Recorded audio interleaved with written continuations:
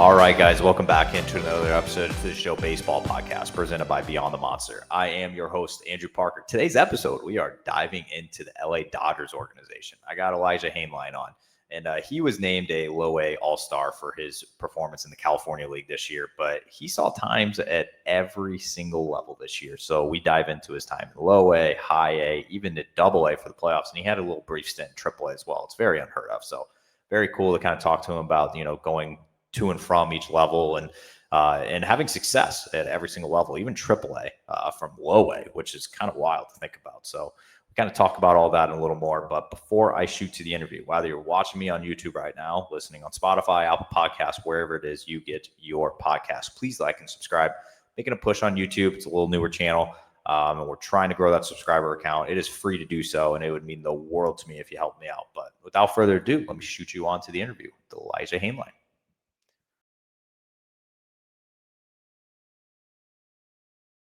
I am joined by Elijah Hainline, who is fresh off being named an All-Star for 2025 for his time with Low A, which actually, as we were where I actually want to start this, is you got time at every single level this year, which is kind of unheard of. I don't think I've really come across too many guys that play at every level, but I do want to start at your 2025, especially in Low A, where you were named an All-Star. Can you just look back at, obviously it was your first full year of pro ball, and just kind of tell me what sticks out to you about this year?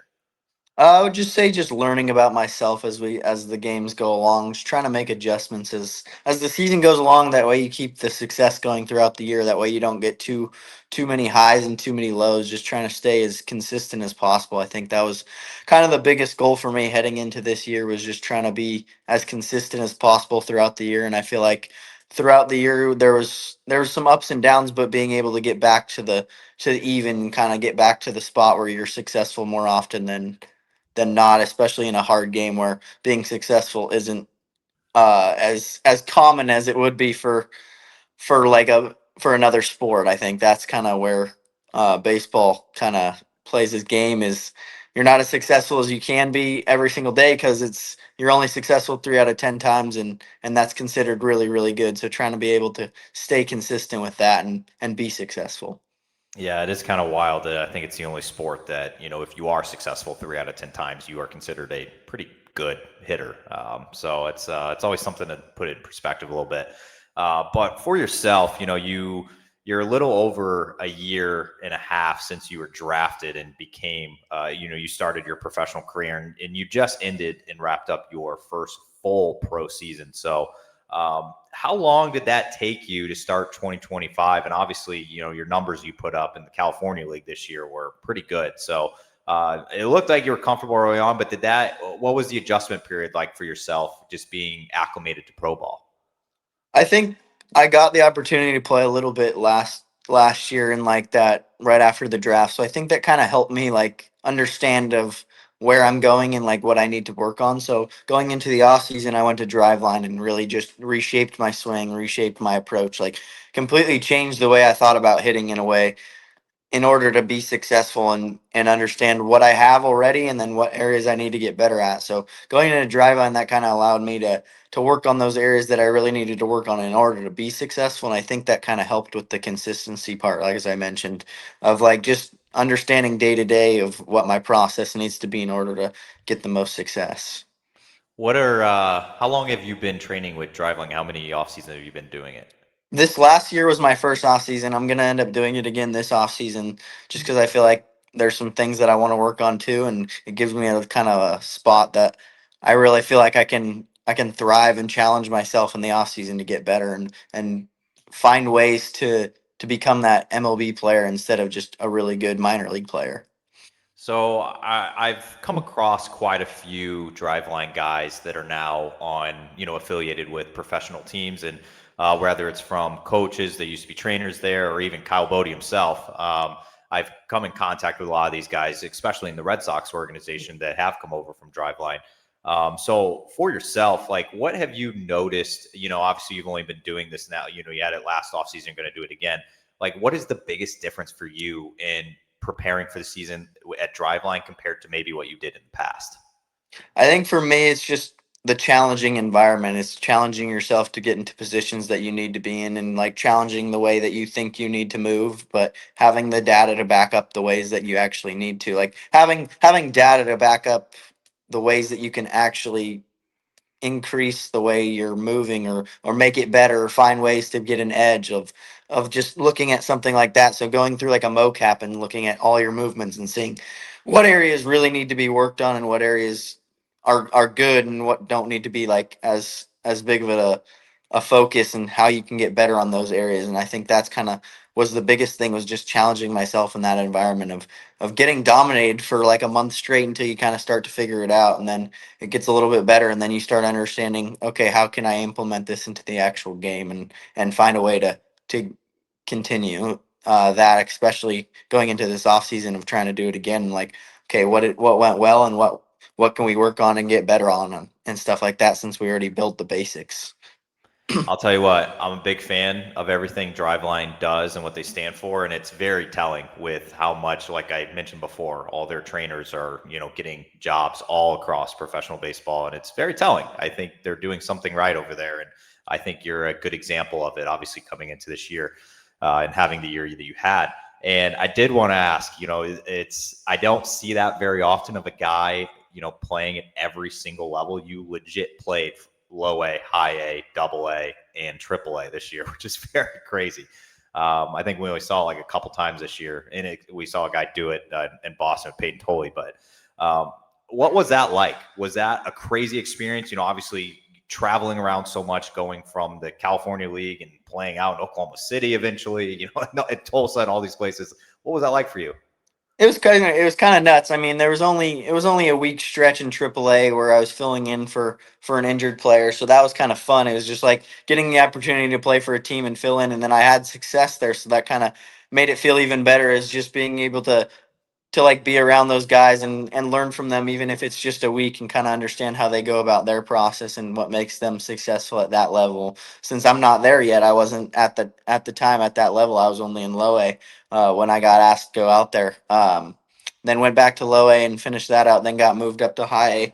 So that was kind of a good experience, because that was actually something that was kind of earned, I guess, in a way, instead of just a fill in. And then at the end of the season, like finish the season off and we're completely done, have a week off, and they tell me I'm going to double A for a week, or for like playoffs or whatever, to fill in there and play there. And it was kind of wild. I mean, got to play there, and it was a great experience, just being around all four levels and kind of seeing the way people go about their business in different ways, and what makes a professional, and what makes the guys uh successful basically. Did you know, and I know this was just a very short time of your experience in AAA, but I have been around quite a few AAA clubhouses, and then, I've seen AA and high and all that. And I do feel like AAA is truly so much different than any of the other levels, just because you have the possibility of being in a clubhouse with, a guy that's a 10-year MLB veteran, and then you got the top prospects and you got all this. Like, it's just like, it's that only clubhouse where you have the guys that have the true MLB experience. Like, did you have any, I'm not sure what Oklahoma City's roster looked like at the time you were up there, but was there, I guess, what was that experience like for yourself in the clubhouse? It was kind of wild. I mean, because Glasnow came down and threw for a rehab assignment, so I There got it to is. watch him throw. So it was like, okay, wow, I'm actually with the guys that are like been in the big leagues and are big names in the big leagues. Like Astria Ruiz was there when I was there, so it was like a guy that had played in the big leagues for a while, and just being around guys that you're like, okay, these guys are very well talked about and could literally get called up to the show any day now. And it's kind of wild seeing that. Like I was there with Dean, and then he got called up a few weeks later to go play for the Dodgers or something like that, or Freeland or something like that. So just seeing those guys that you're around and be like, okay, these are the guys that I see, and kind of helps you like stack up against them and be like, okay, these are the areas that they're really good at. How can I get better here so I can be at that level too, and kind of compete against them in a way. Yeah, I think last year, not in 2025, but 2024 was one of the wildest times I've ever been around AAA clubhouses. I was hanging around like Joey Votto, Johnny Cueto was floating around, and it's just like these guys are trying to teach all these younger guys in AAA, and I'm just like, you can only get this right here, AAA. It's a whole different ball game, man, than being down in low A, high A, and even double A. But all right, so shooting to your off season, I know you kind of told me you're going back with Driveline once again. I know you're a Pacific Northwest guy. I know they're very big up there. But it's your second professional off season, and you are going to be leading into your second spring training. Well, I think it's going to be here in less time than you know it. I think it's like 4 months away or something. It's kind of crazy. But what are you going to be doing anything differently as you prep for the spring training? Because I know last year was a first time for you. It was the first ever spring training. You probably didn't really know what you were getting yourself into, but what are you going to do to prepare yourself for spring training this time around?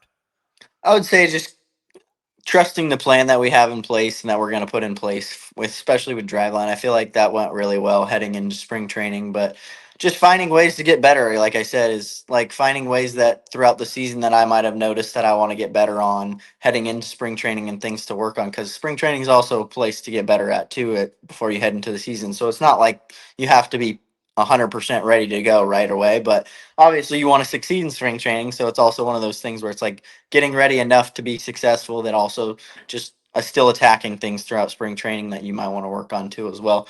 So it's just kind of understanding that. I feel like heading into spring training this last year, I was like, I'm very ready to go. Like I'm ready to go play, instead of like kind of like working on things a lot more in spring training. I feel like I was more like, okay, let's just get ready to go play, instead of like, okay, I'm going to take this experience as somewhere to learn, and a little bit more of like an experience to be like, okay, this is areas I want to get better. Let's knock out some of those in spring training as well, and like work with the guys that's at the facility on that stuff too. I know you were a newer draftee in last year into spring training in this past February, but did you get the chance to back up any big league games at all, or no? I did not. That's last year now. So it might be on the radar for you, obviously, this year. Have you put any thought into that of like, you're potentially going to get to share a dugout and be on the same field as some of the big league guys? Yeah, I mean it's definitely a cool experience. I mean, if I get the opportunity, I think I'll make the most out of it and try and learn as much as I can when I'm in those situations, and ask questions even if they may be uncomfortable. Go up to like a Freddie Freeman and ask a little bit about his approach or something like that when given the opportunities. I think just learning as much as you can from guys that have been in your position before, but also at a position you want to be in. Are you all in on the postseason run right now? I'm loving it. I was watching the game last night and they went pretty crazy, so that was good. Yeah, it was a good one. But yeah, it's getting a chance to back up big league games, man. I mean, I've been around a ton of guys that have done it, and it's especially for the first time. They're just like, it is crazy. Like you look around to your right, left, and you got guys that you watched on TV growing up, or even like 5 years ago when you were in college. So it is a cool feeling. Okay, so for yourself, obviously we talked about it. I mentioned a little earlier. You're a Pacific Northwest guy. I think you are through and through. I think you grew up in Washington, if I'm correct on that. So, for yourself, obviously for college, I always like showing some love to kind of where you were made and where you came from to get you to where you are. And, I know you were a Wazoo guy, and then you ended up going to Oregon State. So, can you kind of tell me what it was like playing up there in the Pacific Northwest and how it got you to where you are today? I'd say it just helps you learn the game a little bit in a different way. I think college baseball just shapes you in a different way than pro ball might, where it's like you're learning how to play a team game instead of kind of more of an individual game like pro ball is a lot of the time. I think just learning how to win baseball games and do whatever you can to help a team win, whether that's bunting or hit and run, something like that. Like just learning the different ins and outs of the game that help you learn the game a little bit more. I think especially in the Pac-12 and like Northwest baseball, it's very well known for like you're gonna bunt a runner over or something like that, instead of the SEC where it might be a little bit more of a power kind of thing, where it's like, okay, you're learning the game in a different aspect, in a different way that you might not get in other areas of the game. So I was it even ever an option to leave the Pacific Northwest when you were choosing colleges? Was it pretty dead set? You're staying in those areas. No, it was it. I definitely had opportunities to go anywhere. Really, kind of after my sophomore year, I had opportunities to go to the SEC and all those places. But I feel like just kind of the comfortability of the Pac-12 and the Northwest in general. I felt like that was kind of one of the better spots for me, and like understanding the game a little bit more. Now I know you didn't get drafted by the team closest. Obviously, it's the Mariners, but getting drafted by the Dodgers, I feel like, is probably up there with like second or third best possibility to be closer to home and family and friends and things like that. To come watch you play when you were in California. I know Oklahoma's a little far, but was that like a positive for you at all? You're just like, you could have been drafted by the Marlins and been on the complete opposite, farthest away possible from everyone, all your friends and family. So was that kind of a positive staying out west? I would say it's always a positive. I think the Dodgers as an organization is just an organization a lot of people would wish to play for or wish that they could be in, especially how well known they are for their development and stuff like that. I think that was more of the biggest aspect. I honestly, to me, heading into the draft, it really didn't matter who took me. I was just excited to go play professional baseball, and it just happened to be the Dodgers. And looking back at it, it's like, okay, yeah, it's a great experience. Yeah, I come across a lot of California guys though. They're just like, out in the East Coast, and they're like, I do miss my in and out. I do miss some of these things that I can't get out here. I love the West Coast vibe. So it's always something that you put in perspective of like, you are far away from home, but you are, in your case, you're not too far. I know Oklahoma's kind of probably a little different, but all right. So I'm shooting off the field here. Got a question for you. So you're in your off season now. You probably got a little more downtime than usual, and then even dating back to the season, every Monday is an off day, so you had some free time. What do you do in your free time? Like, how do you spend that? And how did you spend your Monday off days during the season? Yeah, I mean, this off season, I've been golfing a lot more, trying to get my golf game down to where I want it to be. I shot finally broke 80 for the first time, so Oh, that was pretty exciting. Went out with my fiance's dad and went golfing and broke it there, and it was pretty exciting. But off season usually it's or like during the season on those off days, it's just getting kind of just chill and kind of recover and rest before you go play. But every once in a while, I would go golf with like some of the guys or whatever like that. Just hanging out with guys on the team, even though you see them 5, 6 days, 7 days a week. Getting those opportunities to build relationships, I think that's really where the fun aspects of pro ball are is building those relationships with guys. that's got to be a good feeling, having the best round you've ever shot in front of the future father-in-law. Oh, absolutely. I mean, he had his best round he's ever shot too. We're not going to tell him because, or we're not going to say it out loud because he wouldn't want me to. But it was his best round possible too, so that was pretty exciting for him too. I think I play worse when I play with the father-in-law. I don't know why. It's like the pressure's there. Like, I mean, he's good. I mean, he's obviously very nice. Like, I've been married for over a year, so it's like nothing like I'm intimidated or anything. I just don't play well with Yeah. him. I don't know why. The I first tell few you. times that we ever played, it was I was rusty, so I was pretty rough out there, especially on like the first like 1 or 2 times. It was like, oh, I cannot hit a single shot to save my life, and then starting to get it back a little bit more and more as we go. Yeah, no, I'm jealous. I have not broken 80 yet. That is something that's still on my radar. So kudos to you for that. That is not easy to do. So last question here. So I know we talked a little bit about what you're doing this off season, heading into your spring training. I did want to ask you about your 2026 season. Do you like, I know we're very far out. I know you just started your off season, but I'm not sure if you're a goals guy at all, whether it's like number goals or just like any type of goals, personal goals. Do you have any goals that you feel like you will set for the 2026 season? Do you have like maybe one or two that you're thinking about already? I think there's always goals to set. I mean, obviously, if I'm able to start in Double A, which is the hope for me, obviously, I'll be happy with wherever I start at and make the most out of any opportunity that I'm given. Because it's not in my hands to choose where I get to start at. But I think just like making the most out of every opportunity. I think that's always a goal, and like just enjoying every single minute of it. I think a lot of the time this last year there were some goals placed on like specific numbers, and sometimes that's good and sometimes that's bad. I think there's going to be aspects where I'm going to probably do that a little bit just to give myself like something to do with like that mental side of that, but I think more just enjoying it every day and letting that kind of take its own toll. I think that's kind of the best way to go about it, especially learning and going into my second year of like placing that pressure off of the exact numbers that you might want, because that can place a lot of pressure and put a lot of extra unneeded pressure on the game than than it needs to be, and just allowing yourself to go play freely and have fun and enjoy it. I think obviously you want to go make the all-star teams and you want to go win awards and stuff like that, and that'll come if you just play well and have fun and enjoy it every single day. So I think that's kind of where my mindset is going into this next year, and just learning from that especially.